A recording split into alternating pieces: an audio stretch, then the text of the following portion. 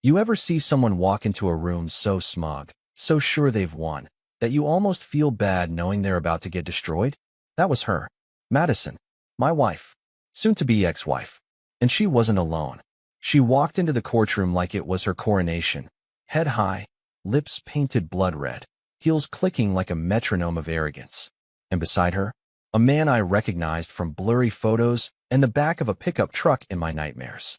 His name was Blake, her affair partner, the guy she thought was her ticket out of our marriage and into something younger, wilder, and dumber. She had no idea I invited his wife to the courtroom. But before we get to that moment, to the gasp that silenced the courtroom, let me rewind. Let me tell you what led to this theater of betrayal. It started 6 months ago. I'd just gotten home from a 12-hour shift at the fire department. Boots off, back aching, the kind of tired that seeps into your bones. Madison was on the couch, scrolling. She barely looked up. "You're late," she mumbled. I remember blinking at her. Yeah, there was a 4-car pileup on I-70. I texted. She didn't respond, just kept scrolling. Now, this wasn't unusual. We'd grown distant, sure, but something about that night stuck with me. Not what she said, but how she said it. Like she was irritated I came home at all. From that point on, I started noticing the little things. Her perfume changed. New lingerie tags in the trash. Tags, not the actual items. She had a second phone suddenly for work. She started going out with Claire for marketing more often than Claire herself probably knew. One night, I followed her. She said she was going to dinner with her team. I waited 5 minutes, then slipped into my car and followed her Uber. I felt like an idiot, like some jealous teen stalking his girlfriend. But when her car pulled into that motel on 41st, the hourly one with flickering red lights and curtains that never moved, I stopped feeling stupid. I started feeling sick. I waited. 43 minutes later, she walked out laughing, arm in arm with him. Tall, tanned, the kind of guy who probably said bro a lot and wore sunglasses indoors. That was the moment my marriage died. But I didn't tell her I knew. Not yet. I needed proof. I needed a plan. And I needed to know who the hell this guy was. Turns out, Blake was a gym trainer. Classic. He'd met Madison during her Pilates phase. And here's the twist. He was married. To a woman named Camille. A woman who had no idea her husband was screwing his client while she was at home raising their twin boys. So I reached out to her. Carefully. Kindly. I showed her the photos. The texts I'd intercepted from Madison's cloud backup. She cried. I listened. Then we made a plan. Which brings us back to today. The courtroom was buzzing. Madison whispered something to Blake and giggled like a teenager sneaking vodka into prom. Her lawyer straightened his tie and gave me a quick, smug glance like you're about to get wiped, pal. And then the judge called the first witness. My client would like to bring a character witness to the stand, my attorney said. Mrs. Camille Hayes. Madison blinked. Blake's smile faltered. Then Camille walked in. Heels sharp, posture perfect, eyes burning. She didn't even glance at her husband. She looked straight at Madison and smiled. I watched as Madison's face shifted, from confusion to recognition to pale horror. And that's where I'll leave you for now. Because what happened next? It made the courtroom explode. Camille took the stand with the poise of someone who had spent the last 2 weeks turning heartbreak into purpose. The court officer swore her in, but she didn't need the oath to tell the truth. She was already burning with it. My lawyer gave her the floor. Mrs. Hayes, can you tell the court how you know the man sitting beside the defendant? Camille didn't flinch. That man is my husband. The silence that followed was suffocating. Madison's hand jerked away from Blake's like it was on fire. Blake shifted in his seat, suddenly very aware of the judge's eyes, the stenographer's fingers, the entire damn courtroom watching him squirm. And can you tell the court how long you've known about the affair between your husband and the defendant? Camille leaned forward slightly. 3 months. I found out from Mr. Carter here. She nodded at me. He reached out to me with photos, videos, timestamps. Proof. Madison tried to interject. Your Honor, this is irrelevant. The judge raised his hand. You'll have your turn, Mrs. Carter. Camille didn't stop. I confronted Blake the night I got the evidence. He admitted everything. The motel on 41st, the weekend business trips, even the little gifts he bought her. With our joint account, by the way. Madison's jaw tightened. He told me you were separated. Camille finally turned to her. And you believe that? Even when he showed up with matching tan lines from a family vacation. Madison looked away, her face flushed red, Not from shame, but fury. I sat there, watching the whole thing unfold, trying not to let the storm behind my ribs break through my expression. I wasn't here for revenge. I was here for justice. But I'd be lying if I said it didn't feel damn good. Blake stood up suddenly. Your Honor, I didn't know this was, I thought. Sit down, the judge said flatly. The rest of the hearing blurred. The lawyer tried to pivot, to regain ground, but the damage was done. Madison had brought her affair into the courtroom like a trophy, thinking she'd flaunt her new relationship while kicking dirt on my name. But she had no idea I had a landmine buried under her designer heels. When the judge finally called recess, Madison stormed out, dragging Blake by the sleeve. I waited. I wanted her to look at me, to say something, anything. But she avoided my eyes, just like she'd avoided the truth for months. Outside the courtroom, Camille walked up to me. You didn't have to include me, she said quietly. I know, I replied. But you deserve to know what kind of man you were married to. Just like I needed the court to know what kind of woman I married. She gave me a tight smile. Thank you for not staying silent. After she walked away, I sat on the bench outside the courtroom and stared at the ceiling for a long time. Everything felt surreal. The testimony, the look on Madison's face, the way Blake shrunk 2 inches shorter just from shame. But under all that, something deeper stirred. Not satisfaction, not relief, just a raw, aching emptiness. The kind that comes after you realize the person you once loved, the one you built a future with, was capable of tearing your life to shreds while laughing through it. I didn't cry. Not there. Not then. But inside, a storm was growing. One that would tear through every memory, every lie, every late-night whisper I once believed in. And I wasn't done yet. That night after court, I didn't go home. I couldn't. The house didn't feel like mine anymore. It hadn't for months, maybe longer. I checked into a cheap motel across town. The irony didn't escape me. Same flickering lights, same hollow walls, just a different room and no betrayal behind the door this time. I lay there in silence, staring at the ceiling, replaying Camille's words, Blake's twitching jaw, Madison's panicked eyes. It all felt surreal, like I'd been watching someone else's life unravel from the front row. But the truth was, I let it unravel. I gave her every chance. I worked extra shifts. I planned anniversary trips she forgot. I bought her that damn gold necklace she wanted just because she had a bad day. And every time she drifted further away, I told myself it was a phase. Work stress. Hormones. Something fixable. But it wasn't stress. It wasn't work. It was Blake. And it was her. Because Blake didn't trick her. He didn't force her into that motel room. She chose him, over and over.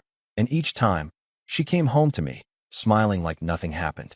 I woke up the next morning with the weight of everything still pressing down on my chest. My phone buzzed. A message from Madison. We need to talk. No apology. No explanation. Just entitlement. I didn't reply. By noon, she showed up at my motel. I opened the door, and there she was, arms crossed, hair pulled back in that tight, sharp ponytail she wore when she was gearing up for war. No tears. No guilt. Just fire. So that's what this was about, she snapped. Dragging her into our divorce. I stared at her. You brought him into our marriage. Oh please, she scoffed. Don't act like you were perfect. You were never home. You cared more about your job than me. I was saving lives, Madison. Not screwing my clients in a parking lot. She flinched at that, just for a second. You don't get it. I felt invisible. You stopped seeing me. Because you stopped being you, I shot back. You turned into someone I didn't recognize. Cold. Distant. Cruel. And I kept trying to fix it, thinking it was my fault. She rolled her eyes. So what? Now you're the victim. I laughed bitterly. Yeah, I guess I am. We stood there for a moment, the silence between us heavier than anything we'd said. She looked around the motel room like she was disgusted. You're really staying here? Better here than under the same roof as you. She let out a short, sharp breath. You're being dramatic. You humiliated me in court, Madison. You paraded him in like some prize. You thought you'd win, make me look like the bitter husband, and walk away with half my pension. Her lips curled. I still might. I stepped closer. No, you won't. Not after Camille's testimony. Not after the judge sees the rest of the evidence I have. She narrowed her eyes. You wouldn't dare. I already did. For the first time since this all began, I saw something real flicker in her expression. Not anger, not arrogance. Fear. I didn't say anything else. I just closed the door. She didn't knock again. That night, I slept better than I had in months. Not because it was over, it wasn't, but because I finally stopped pretending the woman I loved still existed. She didn't. All that was left now was the reckoning. The next morning, I met with my lawyer. He had the face of a man who'd seen 1,000 broken marriages, but even he raised his eyebrows when I handed him the last flash drive. "There's more?" he asked. "There's always more," I muttered. The drive contained screenshots from Madison's cloud backup, a full export of her hidden messaging app, and a recorded phone call she had with Blake, where she joked about how easy it would be to bleed me dry and walk away with a smile.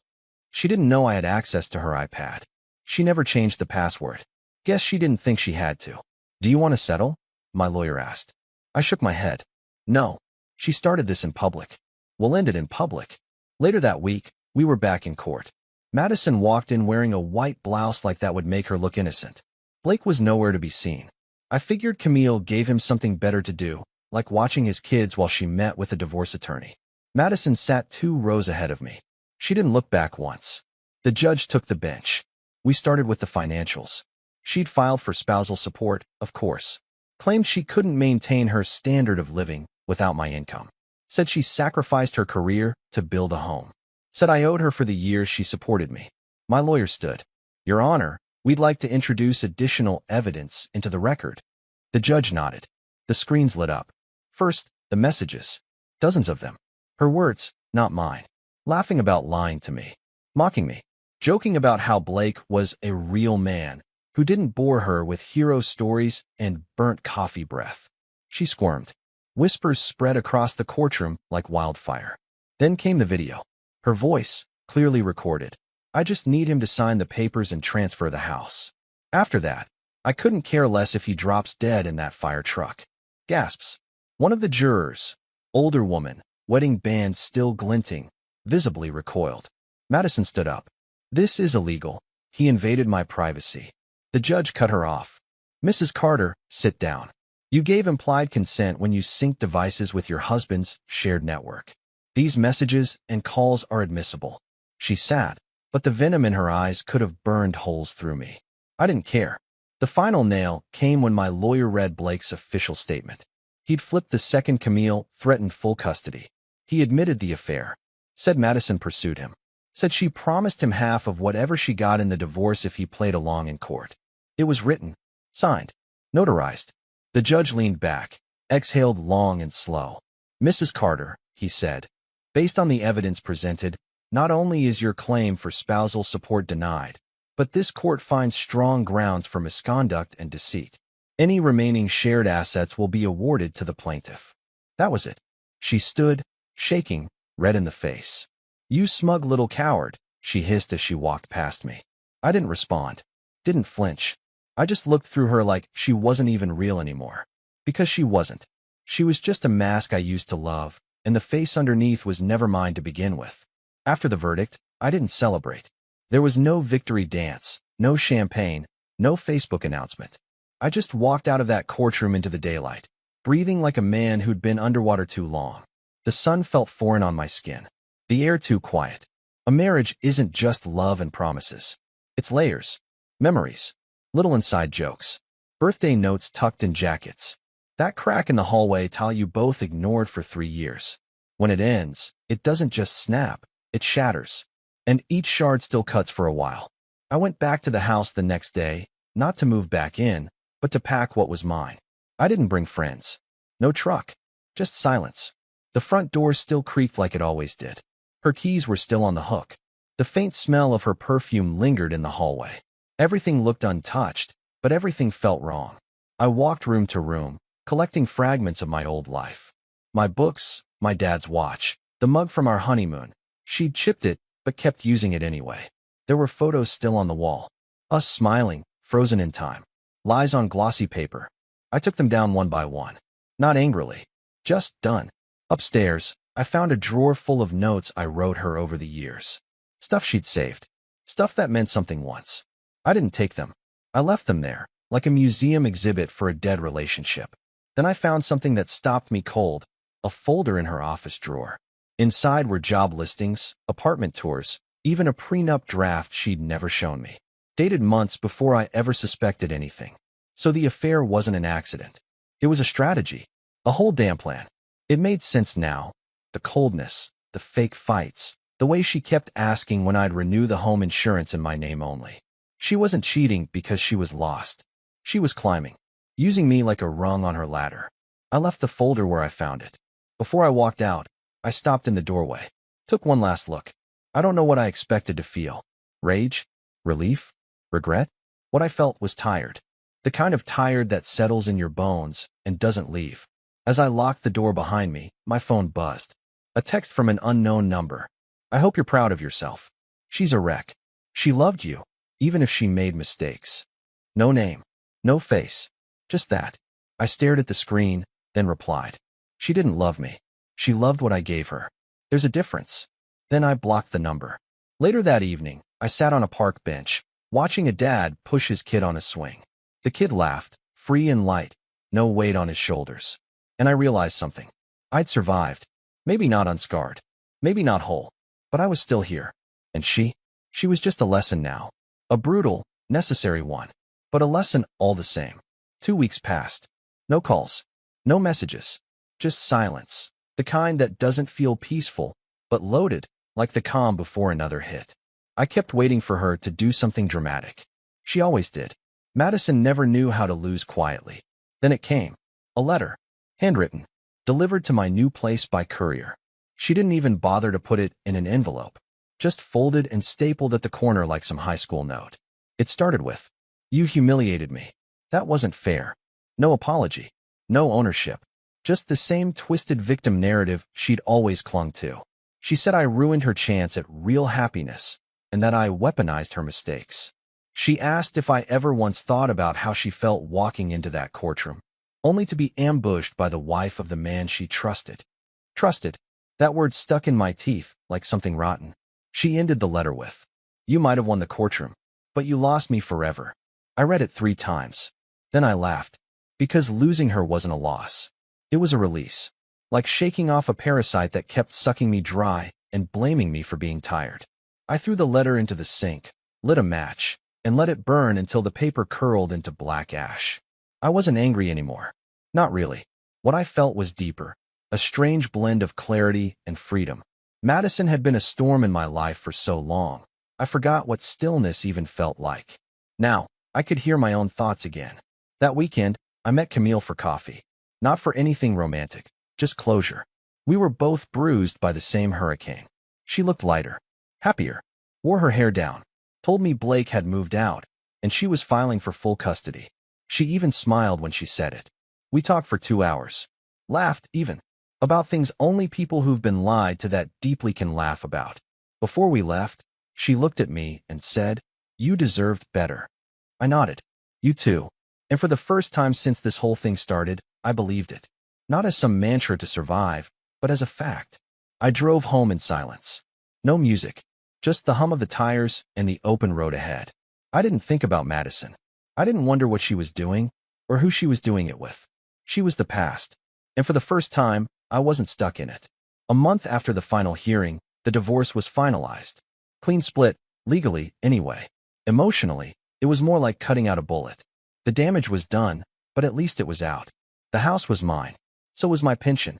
She walked away with her bags, her bitterness, and that tight little frown she wore like lipstick. I didn't watch her leave. I didn't need to. People asked me what happened. Friends, family, co-workers. I told them the truth, just not all of it. Not the details. Not the hotel rooms, or the secret phones, or the way her eyes used to shift when she lied. I told them enough. She cheated, I'd say. She lied. Now she's gone. Simple. Final. Honest. But inside, I carried more than that. I carried the weight of everything she'd tried to erase. The birthdays I remembered when she didn't. The times I stood in the kitchen reheating dinner she never came home to eat. The way I used to whisper, "I love you," while she stared at her phone under the blanket. That part takes longer to let go. But I did. Bit by bit, day by day, I built my peace from the wreckage. I fixed the tile in the hallway she always ignored.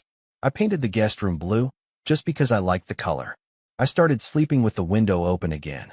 Then one evening, I got an invitation, a barbecue with some guys from the station. I almost said no.